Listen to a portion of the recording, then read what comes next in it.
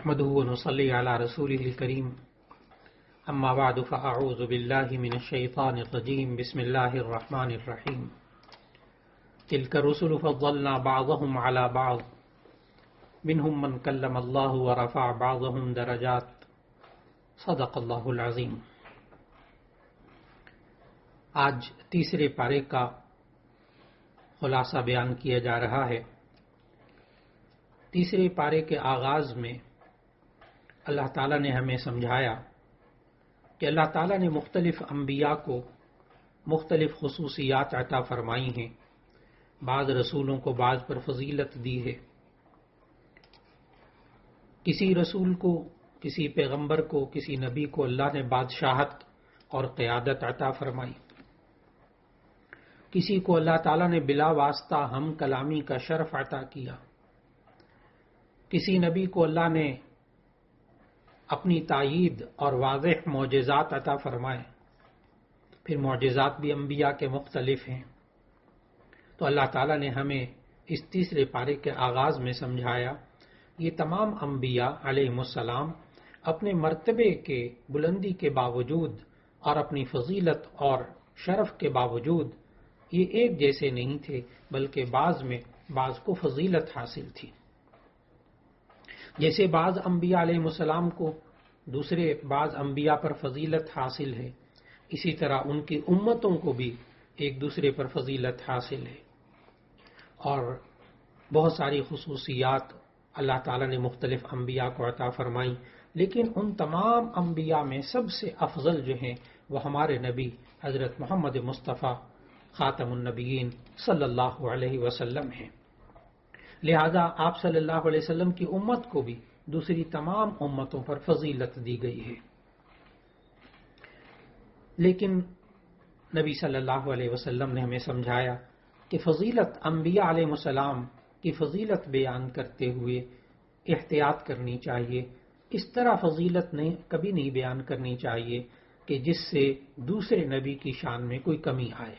بس جو نبی کی شان بیان ہوئی ہے، جس نبی کی جو شان بیان ہوئی ہے وہی شان بیان کر دی جائے، لیکن اس کا تقابل ایک دوسرے کے ساتھ اس طرح نہ کیا جائے، ان کے پاس یہ نہیں تھا، ان کے پاس یہ تھا، ان کے پاس یوں نہیں تھا، وہ فلاں یہ نہیں تھا، جس سے کہ ایک دوسرے نبی کے بارے میں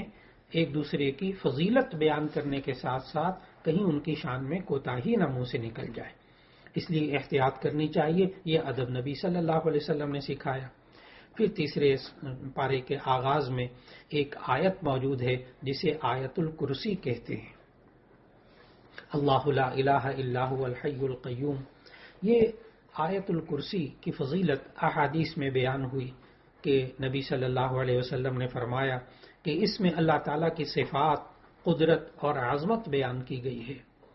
اور یہ جو آیت الکرسی ہے یہ نبی صلی اللہ علیہ وسلم نے ارشاد فرمایا کہ اس میں جہاں اللہ تعالیٰ کی شان کی بلندی بیان کی گئی ہے، یہ حفاظت کے لیے بھی بڑی اہم ہے کہ انسان اپنی اور اپنے بیوی بچوں، اپنے کاروبار اور اپنی ذات اور اپنے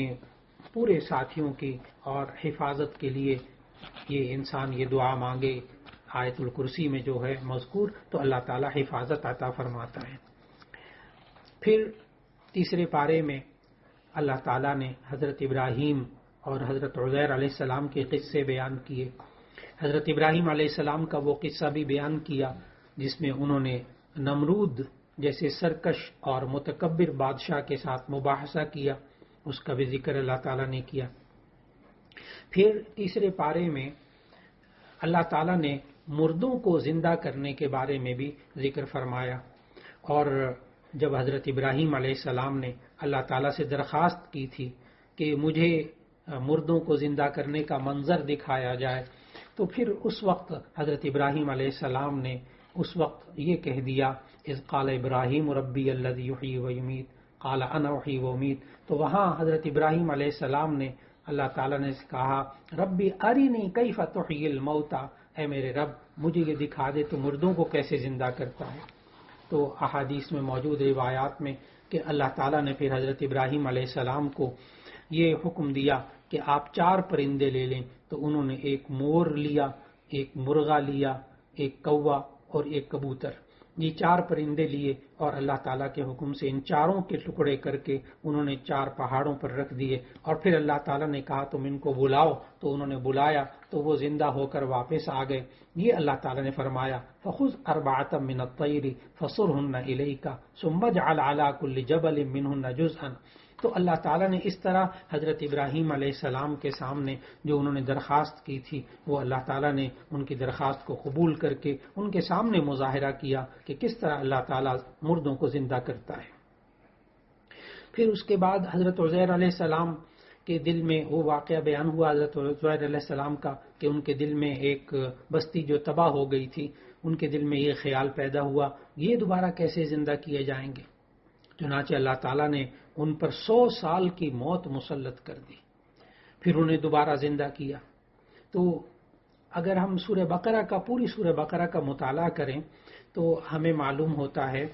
کہ سورہ بقرہ پوری اس کے اندر مردوں کو زندہ کرنے کے بارے میں اللہ تعالیٰ نے 5 واقعات بتائے کہ اللہ تعالیٰ مردوں کو کیسے زندہ کرتا ہے۔ اس میں ایک تو وہ سورۃ البقرہ جس واقعے کے نام پہ ہے، تو سورۃ البقرہ کی آیت 67 سے آیت 72 تک کا ہم نے مطالعہ کیا، جس میں اللہ تعالیٰ نے فرمایا تھا کہ تم اس مقتول کو گائے کا گوشت لے کر اس کا کچھ حصہ اس کے ساتھ لگاؤ، وہ زندہ ہو جائے گا اور بتائے گا کہ میرا قاتل کون ہے۔ ایک تو وہ مردے کو زندہ کرنے کے بارے میں مضمون بیان ہوا۔ پھر دوسرا مضمون وہاں بیان ہوا جہاں بنی اسرائیل کے بعض لوگوں نے یوں کہا آپس میں کہ ہم اللہ تعالیٰ کو دیکھنا چاہتے ہیں۔ یہ سورہ بقرہ کی آیت 55 اور 56 میں گزرا، وَإِذْ قُلْتُمْ يَا مُوسَىٰ لَن نُّؤْمِنَ لَكَ حَتَّىٰ نَرَى اللَّهَ جَهْرَةً فَأَخَذَتْكُمُ الصَّاعِقَةُ وَأَنْتُمْ تَنظُرُونَ ثُمَّ بَعَثْنَاكُم مِّن بَعْدِ مَوْتِكُمْ۔ تو اللہ تعالیٰ نے وہاں بھی آیت نمبر 55 اور 56 میں بھی دوسری وہ جگہ ہے جہاں مردوں کو زندہ کرنے کے بارے میں تذکرہ کیا، اور تیسری جگہ سورۃ البقرہ میں مردوں کو زندہ کرنے کے بارے میں وہ واقعہ ہے جو آیت نمبر 243 میں گزرا دوسرے پارے میں، أَلَمْ تَرَ إِلَى الَّذِينَ خَرَجُوا مِن دِيَارِهِمْ وَهُمْ أُلُوفٌ حَذَرَ الْمَوْتِ فَقَالَ لَهُمُ اللَّهُ مُوتُوا ثُمَّ أَحْيَاهُمْ۔ وہاں بھی اللہ تعالیٰ نے مرنے کے بعد زندگی کا ذکر کیا کہ کس طرح وہ قوم جو ہے بیماری سے طاعون سے بچنے کے لیے گھروں سے بھاگی، اور پھر اس کے بعد اللہ نے دوبارہ ان کو زندہ کیا۔ اور چوتھا واقعہ یہاں ہے جو آج ہم درس میں سن رہے ہیں، حضرت عزیر علیہ السلام کا واقعہ، اور 5واں واقعہ یہ حضرت ابراہیم علیہ السلام والا واقعہ جو آیت نمبر 260 میں بیان ہوا۔ آیت نمبر 259 میں عزیر علیہ السلام والا واقعہ بیان ہوا کہ ایک بستی جو ہے اس کو مردہ دیکھا تو کہا یہ کیسے زندہ ہوں گے، اللہ نے پھر ان کو 100 سال تک جو ہے وہ موت دے کر دوبارہ زندہ کر کے دکھایا۔ اسی طرح آیت نمبر 260 میں اللہ تعالیٰ نے حضرت ابراہیم علیہ السلام کے واقعے کو ذکر کیا جس میں وہ پرندوں کے ٹکڑے کر کے رکھے اور اللہ کے حکم سے وہ دوبارہ زندہ ہوئے۔ تو یہ کل 5 جگہیں ہیں سورۃ البقرہ میں جہاں اللہ تعالیٰ نے دوبارہ زندہ کرنے کے بارے میں واقعات کو بیان فرمایا۔ پھر اس سورۃ البقرہ کے اندر جو اہم ترین موضوع تیسرے پارے میں آ رہا ہے وہ ہے انفاق فی سبیل اللہ، اللہ کی راہ میں خرچ کرنا، کہ یہ انسان اللہ کی راہ میں خرچ کرے، اور جہاں اللہ نے خرچ کرنے کو کہا ہے، زکوٰۃ ہے، صدقات واجبہ ہیں، وہاں انسان خرچ کرے، ماں باپ کے لیے خرچ کرے، اور اولاد کے لیے بیوی بچوں پر خرچ کرے، اور پھر اسی طرح اپنی ذات پر خرچ کرے، اور پھر اسی طرح جہاد کے اندر خرچ کرے، اور جو لوگ غریب ہوں ان کی مدد کر کے انسان خرچ کرے۔ یہ اللہ تعالیٰ نے مختلف انفاق فی سبیل اللہ کی صورتیں بتائیں۔ اس کے اندر اللہ رب العزت نے خرچ کرنے کے پھر اس تیسرے پارے میں آداب بھی بتائے کہ خرچ کرنے کے بھی آداب ہوتے ہیں۔ انفاق فی سبیل اللہ، اللہ کے راستے میں خرچ کرنے کا پہلا ادب یہ بتایا اللہ تعالیٰ نے آیت نمبر 261 کے اندر کہ انسان اخلاص کی بنا پر اللہ کی راہ میں صدقہ کرے، اس میں ریاکاری نہ ہو، اس میں دکھاوا نہ ہو۔ اور پھر اللہ تعالیٰ نے ایک مثال دے کر سمجھایا کہ اس کاشتکار کی مثال دی جو زمین میں ایک دانہ بوتا ہے اور اس سے 7 بالیاں اگاتی ہیں، اور ایک ایک بالی میں 100 دانے ہوتے ہیں۔ یوں کاشتکار زمین میں ایک دانہ بوتا ہے اور اس سے 700 دانے اس کو ملتے ہیں۔ اسی طرح اللہ تعالیٰ کی راہ میں انسان جب اخلاص کی بنیاد پر خرچ کرتا ہے تو ایسی صورت میں اللہ تعالیٰ اس کو کئی 100 نیکیوں، واللہ یضاعف لمن یشاء، اللہ اس سے بھی کئی گنا زیادہ انسان کو اس کا بدلہ عطا فرماتا ہے۔ پھر دوسرا حکم، دوسرا ادب اللہ تعالیٰ نے یہ سکھایا، ایک تو یہ کہ اخلاص کی بنا پر، دوسرا ایک ریاکاری اور دکھاوا نہ ہو، اور دکھاوے کی وجہ سے انسان کے اعمال صدقات ضائع ہو جاتے ہیں کہ لوگ مجھے کہیں کہ یہ اتنا امیر شخص ہے، اس کے پاس اتنا پیسہ ہے، لوگوں کے لیے خرچ کرتا ہے۔ اس پر اللہ تعالیٰ نے تیسرے پارے میں مثال دی، یہاں بھی کسان کی مشابہت، کسان کی تشبیہ دے کر اللہ تعالیٰ نے بتایا کہ ایک کسان جو ہے وہ اپنی فصل ایسی چٹان پر بوتا ہے جس پر مٹی کی ہلکی سی تہ بچھی ہوئی ہوتی ہے، اگر تیز بارش ہو جائے تو مٹی اور بیج دونوں بہہ جاتے ہیں، جس کی وجہ سے کچھ بھی نہیں اگتا۔ یہ آیت نمبر 264 میں اللہ تعالیٰ نے مثال بیان کی ہے۔ پھر اس کے بعد تیسرا ادب اللہ تعالیٰ نے ہمیں یہ سکھایا کہ انسان اپنے صدقات اور زکوٰۃ ادا کسی کو دینے کے بعد، کسی کی مالی مدد کرنے کے بعد اس کا دل نہ دکھائے۔ آیت 263 میں اللہ تعالیٰ نے فرمایا کہ مناسب بات کہہ دینا اور درگزر کر دینا یہ ایسے صدقہ خیرات سے بہتر ہے جس کے بعد دل آزاری کی جائے۔ اور اللہ تعالیٰ نے تو یہاں تک فرما دیا، یا ایھا الذین آمنوا لا تبطلوا صدقاتکم بالمن والاذی، اے ایمان والو تم احسان جتا کر اور تکلیف پہنچا کر اپنے صدقات کو ضائع نہ کرو۔ پھر اس کے بعد چوتھا ادب ہمیں انفاق فی سبیل اللہ کے بارے میں، اللہ کی راہ میں خرچ کرنے کے بارے میں آیت نمبر 267 میں سمجھایا کہ انسان کو چاہیے کہ عمدہ چیز، اچھی چیز اللہ کی راہ میں خرچ کرے، اور جو چیز ردی چیز ہو اس کو اللہ کی راہ میں خرچ نہ کرے۔ ہاں اگر ردی چیز ہے اس کو بھی ضائع نہ ہونا دے، جیسے کوئی کھانا ہے اس کو اگر ضائع نہ کرے لیکن کسی غریب کو دے دے، لیکن جب صدقہ دینے کا ہو تو ایسی صورت میں انسان اچھی چیز کو، پسندیدہ چیز کو صدقہ دے۔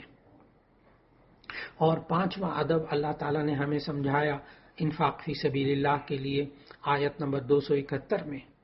کہ انسان کے لیے فرمایا کہ اگر تم صدقہ دو کھلا عام اعلان کر کے تب بھی اچھی بات ہے، اور اگر تم چھپا کر ضرورت مندوں کو دو تو یہ زیادہ بہتر ہے۔ اگر انسان اس نیت سے سب کے سامنے دے کہ تاکہ بچوں کو، ہمارے بچوں کو بھی، دیکھنے والوں کو بھی عادت پڑے دینے کی، لوگوں کو ترغیب ہو کہ اللہ کی راہ میں خرچ کریں، بہت اچھا، سب کے سامنے بھی صدقہ دیا جا سکتا ہے۔ اور اگر فرمایا کہ تم چھپا کر ضرورت مندوں کو صدقہ دو تو ایسی صورت میں یہ زیادہ بہتر ہے۔ پھر اس کے ساتھ ساتھ اللہ تعالیٰ نے اس تیسرے پارے میں اہم ترین ہمیں جو حکم دیا وہ یہ ہے کہ سود کو حرام قرار دینا، اور سود کی جو برائی ہے وہ اللہ تعالیٰ نے بیان فرمائی۔ یہ تیسرے پارے میں اہم ترین مسئلہ بیان ہوا، اور اللہ تعالیٰ نے اس صورت کے اندر مثال دے کر سمجھایا۔ آیت نمبر 278 سے 279 تک اللہ تعالیٰ نے یہ سمجھایا، اور سود خور جو سود کھانے والا ہوتا ہے اس کی تشبیہ دی تیسرے پارے کی ان آیات میں، اور فرمایا کہ سود خور کی مشابہت ایسی ہے، اس کی مثال ایسی ہے کہ جو جنات اور شیاطین کے اثرات سے وہ خبتی ہو جاتے ہیں، دیوانے ہو جاتے ہیں۔ اور پھر اللہ تعالیٰ نے اس سود کے حرام ہونے کا ذکر فرماتے ہوئے فرمایا کہ اللہ تعالیٰ نے تجارت کو تو حلال قرار دیا ہے لیکن سود کو حرام قرار دیا ہے۔ سود کی وجہ سے انسان پر کیا مصیبتیں، کیا آفتیں آتی ہیں، تو اس کا اللہ تعالیٰ نے 3 باتیں بتائیں تیسرے پارے کے اندر، کہ جو انسان دنیا کے اندر سود کھانے کو کھاتا ہے تو اس کا حال خبتیوں اور پاگلوں جیسا ہو جاتا ہے۔ مفسرین نے فرمایا اس کا تعلق آخرت کے ساتھ بھی ہے، اور دنیا میں بھی انسان دیکھتا ہے کہ جو سود کھاتا ہے وہ بیچارہ پھر پریشان ہی رہتا ہے۔ اور دوسری بات اللہ تعالیٰ نے یہ بتائی کہ قیامت کے دن وہ قبر سے بھی یوں ہی کھڑا ہوگا کہ جیسے اس کو شیطان نے خبتی بنا دیا ہو۔ اور تیسرا اللہ تعالیٰ نے جو ہے وہ یہ فرمایا سود پر وعید بیان فرماتے ہوئے کہ سود کھانے والا اس پر اتنی وعید ہوتی ہے کہ ایک یہ فرمایا کہ اے ایمان والو اگر تمہارا کوئی سود کا معاملہ کسی کے ساتھ رہ گیا ہے تو اسی صورت میں وہ بھی چھوڑ دو، ایک تو یہ بتایا کہ اول تو سود بالکل نہ لو،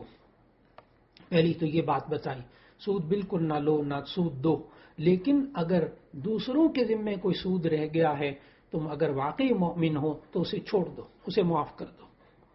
جیسا کہ نبی صلی اللہ علیہ وسلم نے سود کی حرمت کے بعد سب سے پہلے اپنے حقیقی چچا کا جو معاملہ تھا اس میں سود کو چھوڑ دیا۔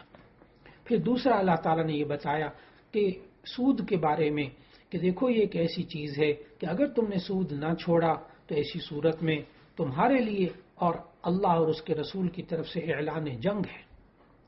یہ والی بات اللہ تعالیٰ نے اتنی بڑی سزا، اتنی بڑی وعید اور کسی گناہ کے بارے میں اتنی نہیں بتائی کہ یہ انسان جو ہے وہ اگر سود کا کام کرتا ہے، سود خور بنتا ہے، سود لینے دینے والا بن جاتا ہے، تو یہ انسان اللہ سے اور اللہ کے رسول کی طرف سے اس کے لیے اعلان جنگ ہے۔ پھر اس کے بعد ہمیں قرآن مجید میں اس تیسرے پارے کی ان آیات کے اندر ہمیں یہ معلوم ہوتا ہے کہ اللہ تعالیٰ نے انسان کو سمجھایا کہ ایک طرف حلال کام ہے، ایک حلال طریقے سے مال کمانا تجارت کے ذریعے، اور حلال طریقے سے دوسرے کو مال دینا یعنی صدقہ اور خیرات کے ذریعے، یہ دونوں نظام ہیں۔ اور یہ جو ربا کا نظام ہے اس کے اندر خرابیاں موجود ہیں۔ چنانچہ جب ہم ان آیات کا مطالعہ کرتے ہیں تو ہمیں معلوم ہوتا ہے کہ صدقے میں انسان کے لیے احسان بھی ہوتا ہے، اس میں پاکیزہ زندگی بھی ملتی ہے، اس میں ایک دوسرے سے مدد کرنے کا جذبہ بھی ہوتا ہے، جبکہ جو سود ہوتا ہے اس میں بخل بھی ہے، اس میں گندگی بھی ہے، اس میں خود غرضی بھی ہے، اس میں استحصال بھی ہے۔ اور اسی طرح صدقے میں دیا ہوا جو مال ہوتا ہے اس میں واپس لینے کی نیت نہیں ہوتی کہ میں نے صدقہ دے دیا، اب اس میں غرض بھی کوئی نہیں ہے، کیونکہ غرض اگر رکھی تو ایسی صورت میں اللہ صدقہ قبول نہیں کرے گا۔ لیکن سود کے اندر کیا ہوتا ہے کہ جو اصل زر ہوتا ہے، اصل پیسے ہوتے ہیں، اس سے بھی زیادہ لینے کو انسان پیچھے پڑا رہتا ہے۔ پھر اسی طرح صدقے سے آپس میں محبت بڑھتی ہے، جبکہ سودی کاروبار کرنے سے آپس میں نفرت میں اضافہ ہوتا ہے۔ اور پھر صدقہ کرنے والے کے لیے اللہ تعالیٰ نے تیسرے پارے میں محبت کا اظہار کیا، مغفرت کا وعدہ کیا، لیکن سود لینے دینے والے پر اللہ تعالیٰ نے اعلان جنگ کیا۔ پھر اسی طرح اللہ تعالیٰ نے تیسرے پارے کے اندر مالی معاملات کا بھی ذکر کیا۔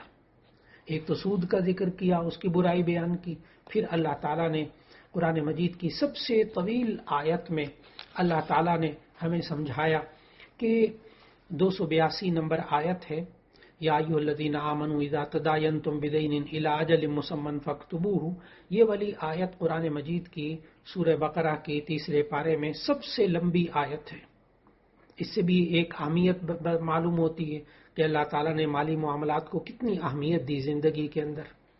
کہ انسان قرض کے معاملات ہیں، تجارت کے معاملات ہیں، ایک دوسرے سے لینے دینے کے معاملات ہیں، رہن کے معاملات ہیں، گروی رکھنا، یہ سب باتیں اللہ تعالیٰ نے تیسرے پارے میں سمجھائیں۔ اور اس طویل ترین آیت میں اللہ تعالیٰ نے جو ہمیں آداب سکھائے تجارت کے بارے میں، لین دین کے بارے میں، اس میں ایک تو اللہ تعالیٰ نے یہ سکھایا اس تیسرے پارے کی اس طویل ترین آیت میں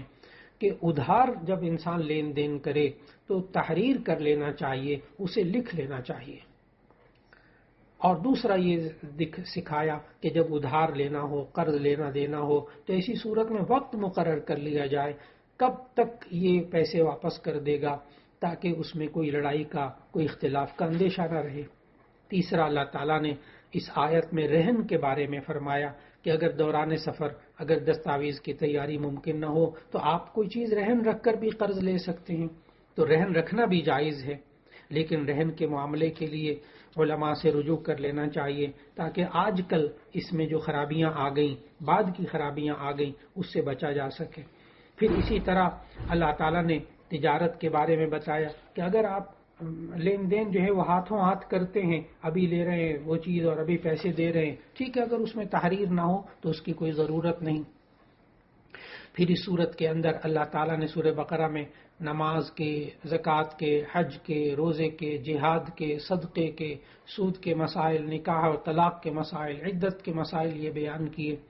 یہ سارے مسائل سورۃ البقرہ میں موجود۔ چنانچہ سورۃ البقرہ جب تیسرے پارے میں مکمل ہو رہی ہے تو وہاں اللہ تعالیٰ نے انسان کو دو چیزیں سکھائیں. ایک تو آیت نمبر 285 میں اللہ تعالیٰ نے سکھایا کہ دیکھو اللہ تعالیٰ کسی بھی انسان پر اس کی طاقت سے زیادہ بوجھ نہیں ڈالتا. لا یکلف اللہ نفسا الا وسعہا. اللہ تعالیٰ نے جتنے بندے کو احکامات دیے ہیں سب کی اس میں طاقت ہے تو اللہ نے اس کے اوپر یہ حکم نافذ کیا ہے. اور جو بندہ جہاں بے بس ہو جاتا ہے اللہ تعالیٰ اس کی پکڑ نہیں فرماتا. لیکن پھر سورۃ البقرہ کے آخر میں اللہ تعالیٰ نے ایک دعا سکھائی اور وہ دعا ایسی ہے کہ خوب مانگنی چاہیے. یہ سورۃ البقرہ کی آخری آیت ہے جس میں اللہ تعالیٰ نے ہمیں دعا سکھائی. ربنا لا تؤاخذنا ان نسینا او اخطأنا. اے اللہ اب سے اگر ہمارے جتنے تو نے احکامات دیے ہیں عمل کرنے کو کہا ہے یا اللہ اگر ہم بھول جائیں یا ہم سے بھول چوک ہو جائے تو ہماری پکڑ نہ فرما. اور پھر اے اللہ ہم پر ایسا بوجھ نہ لاد جیسی تو نے ہم پچھلے لوگوں پر بوجھ لادا.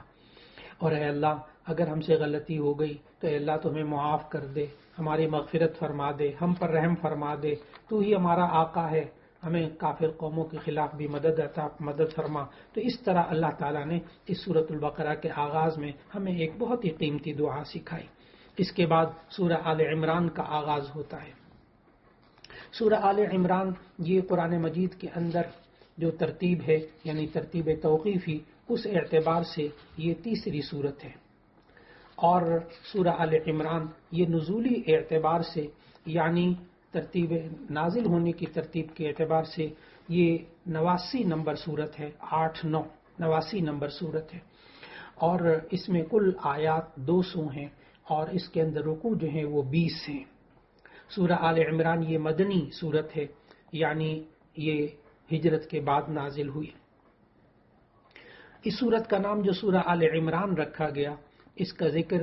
اس صورت کی آیت نمبر 33 میں ہے. ان اللہ اصطفى آدم ونوحا وآل ابراہیم وآل عمران علی العالمین. یہاں آل عمران میں عمران سے کون مراد ہیں؟ جب ہم قصص الانبیاء پڑھتے ہیں, نبیوں کے واقعات پڑھتے ہیں تو ہمیں دو عمران ملتے ہیں. ایک عمران ہے حضرت موسیٰ علیہ السلام کے والد, ان کا نام بھی عمران ہے, اور ایک حضرت مریم علیہ السلام کے والد ان کا نام بھی عمران ہے. تو یہاں ذہن میں رکھنا چاہیے کہ سورہ آل عمران میں جو عمران مراد ہیں وہ حضرت مریم علیہ السلام کے والد مراد ہیں. چنانچہ آیت نمبر 35 میں اس کی وضاحت موجود ہے. اذ قالت امرأۃ عمران رب انی نذرت لک. تو عمران علیہ السلام, عمران کا ذکر جو یہاں آیا آل عمران کا, تو اس میں ذہن میں رکھنا چاہیے کیونکہ اس صورت کے اندر حضرت عمران کے خاندان کا قصہ بیان کیا گیا ہے, اس لیے اس صورت کا نام جو ہے سورہ آل عمران رکھا گیا. اور پھر اس صورت کی فضیلت کے بارے میں صحیح مسلم میں حضرت ابو امامہ رضی اللہ تعالیٰ عنہ سے روایت ہے کہ میں نے رسول اللہ صلی اللہ علیہ وسلم کو یہ فرماتے ہوئے سنا کہ دو روشن صورتیں ہیں یعنی سورہ بقرہ اور یہ سورہ آل عمران, تم ان کو پڑھا کرو. تو خود نبی صلی اللہ علیہ وسلم نے ان دونوں صورتوں کو زہراوین فرمایا یعنی دو روشن چیزیں. اور پھر ان دونوں صورتوں کی قدر و منزلت اس سے معلوم ہوتی ہے, اس لیے کہ ان دونوں صورتوں کے اندر بہت سی باتیں مشابہت رکھتی ہیں. ایک تو یہ کہ خود نبی صلی اللہ علیہ وسلم نے ان دونوں صورتوں کو دو روشن چیزیں قرار دیا, دو روشن صورتیں. دوسرا یہ کہ ان دونوں میں اہل کتاب سے خطاب ہے. تیسرا یہ ہے کہ سورہ بقرہ میں زیادہ ذکر یہود کا تھا اور اب سورہ آل عمران میں اکثر خطاب جو ہے وہ نصارہ کو ہے. پھر یہ ہے کہ دونوں صورتوں کا آغاز جو ہے وہ الف لام میم سے ہوا, سورہ بقرہ کا بھی اور سورہ آل عمران کا بھی ذکر جو ہے اس کا آغاز وہ الف لام میم سے ہوا.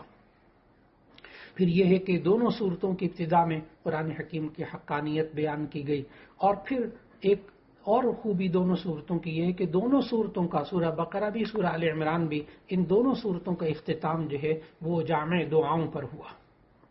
پھر اس صورت کا جب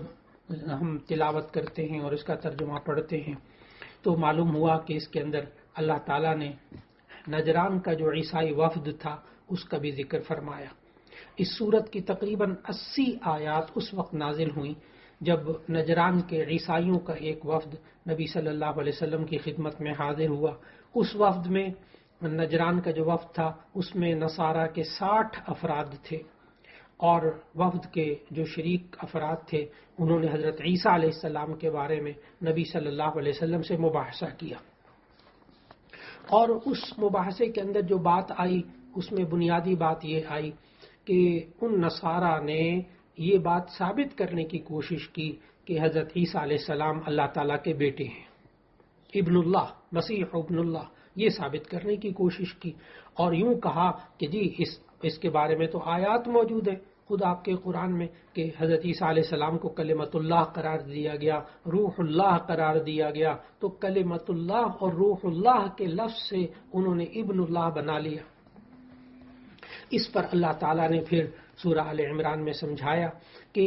یہ کلمت اللہ، روح اللہ، یہ آیات متشابہات ہیں، کچھ باتیں ایسی ہوتی ہیں، کچھ آیات ایسی ہیں جو کہ محکمات ہوتی ہیں۔ محکم وہ آیتیں کہ جو اپنی مراد پر دلالت کرنے میں بالکل واضح ہوں، ان کا مطلب بالکل واضح ہو، اسے ایک دم سنا اور بات سمجھ میں آ گئی، ایسی آیات کو محکمات کہا جاتا ہے، اور قرآن حکیم کی اکثر آیات محکمات ہی ہیں۔ پھر اللہ تعالیٰ نے فرمایا کہ دوسری قسم کی جو آیات ہیں وہ متشابہات ہیں، یعنی ایسی آیات کہ جن میں شبہ کی باتیں ہوتی ہیں۔ چنانچہ ان باتوں کے اندر اللہ تعالیٰ نے سمجھایا کہ جن باتوں کی حقیقی اور یقینی مراد اللہ کے سوا کسی کو معلوم نہ ہو تو ان میں اشتباہ پایا جاتا ہو، ایسی آیات کو متشابہات کہتے ہیں۔ اللہ تعالیٰ نے سمجھایا کہ جو حق کے متلاشی ہوتے ہیں وہ ہمیشہ محکم آیتوں کی پیروی کرتے ہیں، اور ہمیں ان متشابہات کے بارے میں کیا کرنا چاہیے، کیا رویہ رکھنا چاہیے، وہ بھی اللہ تعالیٰ نے سورہ آل عمران میں 3 پارے میں سمجھایا کہ ہمیں یہ کہنا چاہیے کہ جو کچھ اللہ تعالیٰ نے بیان کر دیا یہ سب اللہ کی طرف سے ہے، ہمیں ان متشابہات آیتوں کے اندر تعویلات تلاش کرنے میں نہیں پڑنا چاہیے۔ چنانچہ کلمت اللہ اور روح اللہ جیسے الفاظ یہ متشابہات میں سے ہیں، اس سے ابن اللہ بنا دینا نبی کو، عیسیٰ علیہ السلام کو، یہ شرک ہے۔ اور پھر اس کے بعد اللہ تعالیٰ نے سمجھایا اس 3 پارے کی ان آیات میں کہ اللہ تعالیٰ کے نزدیک پسندیدہ دین جو ہے اب وہ صرف اور صرف اسلام ہے۔ ان الدین عند اللہ الاسلام، اب اگر دین اللہ کے نزدیک معتبر ہے تو وہ صرف اسلام ہے، باقی سارے ادیان کو اللہ تعالیٰ نے منسوخ کر دیا۔ اور پھر اللہ تعالیٰ نے 3 پارے کی ان آیات میں جو اہل کتاب ہیں ان کے اور جرائم بھی بیان کیے، اور ان جرائم کے اندر اللہ تعالیٰ نے بتایا کہ یہی وہ اہل کتاب ہیں جنہوں نے انبیاء علیہ السلام کو قتل کیا تھا، یہی وہ اہل کتاب ہیں جنہوں نے زمین کے اوپر خون اور فساد پھیلایا، اور تیسرا یہ بتایا کہ اللہ تعالیٰ کے نیک بندوں پر انہوں نے ظلم کیا۔ چنانچہ اللہ تعالیٰ نے آیت نمبر 28 میں سورہ آل عمران کی آیت 28 میں فرمایا کہ مسلمانوں کو سمجھایا کہ وہ مومنوں کو چھوڑ کر کافروں کو دوست نہ بنائیں، کیونکہ کافر کبھی مسلمان کے ساتھ مخلص نہیں ہو سکتا۔ پھر اس کے بعد اللہ تعالیٰ نے قرآن مجید میں 3 عبرت آموز قصے بیان فرمائے، اور ان 3 قصوں میں سے پہلا قصہ جو ہے وہ حضرت مریم علیہ السلام کی ولادت کا ذکر ہے، کہ پہلا قصہ حضرت مریم علیہ السلام کیسے ان کی پیدائش کے حالات، کہ اصل میں حضرت مریم علیہ السلام کے والد حضرت عمران یہ اللہ کے نیک بندے تھے۔ مریم علیہ السلام کی جو والدہ تھیں وہ صاحب کردار اور ایک پاک باز خاتون تھیں، ان کے ہاں طویل عرصے تک بچہ نہ ہوا، مریم علیہ السلام کی والدہ کے ہاں کوئی اولاد نہ تھی۔ ایک دن انہوں نے ایک پرندے کو دیکھا کہ وہ اپنے بچے کو دانا کھلا رہا ہے، تو دل میں اور اولاد کی آرزو پیدا ہو گئی کہ میرا بھی بچہ ہوتا۔ اللہ تعالیٰ کے حضور انہوں نے درخواست کی، تو اللہ تعالیٰ کے حضور درخواست کرتے ہوئے انہوں نے منت مان لی۔ حضرت مریم علیہ السلام کی والدہ نے ایک منت مانی اور یہ کہا کہ اگر تو مجھے اولاد عطا فرمائے گا تو میں اسے بیت المقدس کی خدمت کے لیے وقف کر دوں گی۔ اب اللہ تعالیٰ نے مریم علیہ السلام کی والدہ کی دعا قبول فرما لی، عمران کی بیوی کی، اور ان کے ہاں بیٹی پیدا ہو گئی۔ اب جب بیٹی پیدا ہوئی تو ایسی صورت میں مریم علیہ السلام کی والدہ نے کہا کہ میرے ہاں تو بیٹی پیدا ہوئی ہے۔ اب اس وقت کا دستور یہ تھا کہ بیت المقدس کی خدمت کے لیے لڑکوں کو قبول کیا جاتا تھا، لڑکیوں کو قبول نہیں کیا جاتا تھا۔ اور پھر انہی حالات میں یہ ہوا کہ حضرت مریم علیہ السلام کے جو والد تھے عمران، ان کا انتقال ہو گیا۔ اب ایسی صورت میں اللہ تعالیٰ نے حضرت مریم علیہ السلام کے والدہ کی جو منت تھی وہ قبول فرما لی، اور اس دور کے جو بہترین انسان تھے حضرت زکریا علیہ السلام، ان کے ہاں ان بچی کی کفالت دے دی۔ بعض روایات میں آتا ہے کہ یہ زکریا علیہ السلام جو تھے وہ حضرت مریم کے خالو بھی لگتے تھے۔ پھر اسی درمیان ایک اور دوسرا واقعہ یہ پیش آ گیا کہ حضرت زکریا علیہ السلام نے مریم علیہ السلام کی جو کرامتیں تھیں وہ دیکھنی شروع کر دی، ان کو وہ اللہ نے دکھائیں کہ بے موسم کا پھل دیکھا تو ایک دن پوچھا، اے مریم یہ رزق تمہارے پاس کہاں سے آتا ہے؟ مریم علیہ السلام نے جواب دیا، اللہ کے ہاں سے یہ رزق آتا ہے۔ پھر اس کے بعد مریم علیہ السلام کے اس واقعے کے بعد یہ ہوا کہ دوسرا قصہ جسے اللہ تعالیٰ نے ذکر کیا اس سورہ آل عمران میں، کہ حضرت زکریا علیہ السلام کے دل میں پھر یہ بات پیدا ہوئی کہ اللہ مجھے بھی اولاد عطا فرما دے۔ حالانکہ ان کی عمر جو ہے وہ 100 سال سے زیادہ تھی، بیوی بھی بوڑھی ہو چکی تھی، بانجھ بھی تھی، لیکن ظاہری اسباب کے مخالف ہونے کے باوجود انہوں نے اپنے رب سے دعا کی، اے اللہ مجھے اولاد عطا فرما دے۔ تو اللہ تعالیٰ نے یحییٰ علیہ السلام کی صورت میں ان کو بشارت عطا فرمائی، ان اللہ یبشرک بیحییٰ مصدقا بکلمۃ من اللہ۔ تو اللہ تعالیٰ نے زکریا علیہ السلام کو یہ جو بیٹے کی بشارت دی اور دعا قبول فرما لی، تو اللہ تعالیٰ نے ہمیں سمجھایا ان آیات میں کہ حضرت زکریا کو یحییٰ علیہ السلام کی صورت میں ایسے بیٹے کی بشارت سنائی جو 4 صفات والا ہوگا۔ نمبر 1، وہ کلمت اللہ یعنی حضرت عیسیٰ علیہ السلام کی تصدیق کرے گا اور ان پر ایمان لائے گا۔ نمبر 2، وہ جو یحییٰ ہوگا وہ علم، تقوی اور عبادت میں سرداری کے مقام پہ فائز ہوگا۔ اور تیسرا یہ ہوگا کہ وہ انتہائی پاک دامن ہوگا، اور چوتھا یہ کہ وہ انبیاء اور صلحاء کی جماعت کا ایک حصہ ہوگا۔ یہ دوسرا واقعہ ہوا۔ پھر تیسرا واقعہ جو اس صورت کے اندر اہم ترین ہے وہ ہے حضرت عیسیٰ علیہ السلام کی ولادت کا قصہ۔ اللہ تعالیٰ نے ان آیات میں بتایا کہ اگر حضرت مریم اور حضرت یحییٰ علیہ السلام کا قصہ اس اعتبار سے عجیب ہے اور قدرت الہیہ کا نمونہ ہے کہ حضرت یحییٰ جو تھے وہ ان کے والدین بڑھاپے کی دہلیز پہ قدم رکھ چکے تھے، پھر ان کے ہاں اولاد ہوئی، لیکن عیسیٰ علیہ السلام کے پیدائش کا قصہ تو اس لیے ہے عجیب ہے کہ آپ کی ولادت، حضرت عیسیٰ کی ولادت والد کے بغیر اللہ تعالیٰ نے کی۔ جب فرشتوں نے حضرت مریم علیہ السلام کو بیٹے کی ولادت کی خبر دی تو انہوں نے بڑے تعجب سے کہا، میرے ہاں کیسے بچہ پیدا ہوگا، حالانکہ مجھے تو کسی انسان نے ہاتھ تک نہیں لگایا۔ اللہ تعالیٰ نے اس کی طرف سے جواب دیا آیت نمبر 47 میں کہ اسی طرح ہو جائے گا، اس لیے کہ اللہ تعالیٰ جو چاہتا ہے پیدا کر دیتا ہے۔ جب وہ کسی کام کے لیے فیصلہ کرتا ہے کہ ہو جا، بس وہ کام ہو جاتا ہے۔ اب سیدنا حضرت مسیح علیہ السلام جب پیدا ہوئے، اللہ تعالیٰ نے ان کو پیدائش کے وقت سے ہی مختلف معجزات عطا فرمائے، اور جب ایسا ہوا کہ عیسیٰ علیہ السلام یہ اس طرح پیدا ہوئے بغیر باپ کے، تو ان جو اس وقت کے لوگوں نے حضرت عیسیٰ علیہ السلام کو قتل کرنے کا ارادہ کر لیا۔ اللہ تعالیٰ نے اپنی طرف سے بچانے کی تدبیر بھی فرما لی، اور اللہ تعالیٰ نے کہا آیت نمبر 54 میں کہ انہوں نے بھی تدبیر کی، اللہ نے بھی تدبیر کی، اور اللہ سب تدبیریں کرنے والوں سے اچھا ہے۔ چنانچہ حضرت عیسیٰ علیہ السلام کو جب قتل کرنے کا یہودیوں کا دعویٰ ہے کہ ہم نے حضرت عیسیٰ علیہ السلام کو معاذ اللہ سولی دے کر قتل کیا، اب عیسائی یہ کہتے ہیں کہ انہیں سولی دے کر قبر میں دفن کیا گیا تھا، 3 دن تک وہیں رہے، پھر قبر پھٹی اور آسمانوں پر چلے گئے اور وہاں رب کے ہاں موجود ہیں۔ لیکن ہمارا مسلمانوں کا یہ عقیدہ ہے کہ اللہ تعالیٰ نے حضرت عیسیٰ علیہ السلام کو زندہ آسمانوں پر اٹھا لیا تھا، اور آپ قیامت کے قریب آسمان سے اتریں گے، پھر اپنی زندگی پوری کر کے پھر ان کو موت آئے گی۔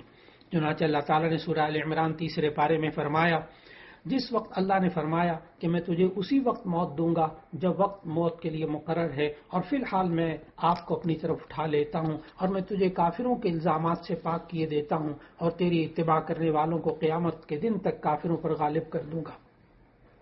پھر اس کے بعد کا ذکر ہے کہ نجران کے وہ عیسائی جو حضور صلی اللہ علیہ وسلم سے بحث و مناظرہ کے لیے مدینہ منورہ آئے تھے، وہ تمام دلائل، یہ ساری باتیں اور جوابات سننے کے بعد اعتراف کرنے پر تیار نہ ہوئے، تو پھر ان کو مباہلے کی دعوت دی گئی جو آیت نمبر 61 میں ہے کہ ٹھیک ہے تم اپنے اہل و عیال کو لے آؤ، میں اپنے اہل و عیال کو لے آتا ہوں، پھر ہم مل کر خشوع خضوع کے ساتھ اللہ سے دعا کرتے ہیں کہ ہم میں سے جو جھوٹا ہے اس پر اللہ کی لعنت ہو۔ عیسائیوں کا یہ وفد جو 60 بندوں پر مشتمل تھا، ان میں سے 14 انتہائی بڑے اہم رہنما تھے، اور ان میں سے کوئی بھی مباہلے کے تیار نہ ہوا، بلکہ آپ صلی اللہ علیہ وسلم کو جزیہ دینے پر راضی ہو گئے۔ اور ہمیں اس سورہ آل عمران کے اندر اس تیسرے پارے میں اللہ تعالی نے سمجھایا کہ انسان کو چاہیے کہ یہ اللہ کے سوا کسی کی عبادت نہ کریں، اور پھر اس امت محمدی علیہ الصلاۃ والسلام کے بارے میں آیت نمبر 81 میں نبی صلی اللہ علیہ وسلم کے بارے میں معلوم ہوا کہ یہ تمام انبیاء کے سردار ہیں، اور پھر اللہ تعالیٰ نے تیسرے پارے کے آخر میں ہمیں یہ سمجھایا کہ جو لوگ گمراہی کی طرف آتے ہیں اور گمراہی کے کاموں میں لگتے ہیں تو ایسی صورت کے اندر ان انسانوں کا آئندہ چل کر یہی رویہ رہتا ہے، اور وہ انسان ہمیشہ ہمیشہ کے لیے اسی طرح رہتے ہیں۔ پھر اللہ تعالیٰ نے فرمایا وہ لوگ کہ جنہوں نے کفر کیا اور کفر کی حالت میں مر گئے، تو ایسی صورت میں آخرت میں اگر وہ زمین بھر کے بھی سونا دے کر اپنی جان چھڑانا چاہیں گے تو ان کی جان نہیں چھوٹے گی۔ اللہ رب العزت ہم سب کو دین اسلام پر عمل کرنے کی توفیق عطا فرمائے، اور گمراہیوں سے، ہر طریقے کی گمراہی سے بچنے کی توفیق عطا فرمائے۔ وآخر دعوانا ان الحمد للہ رب العالمین۔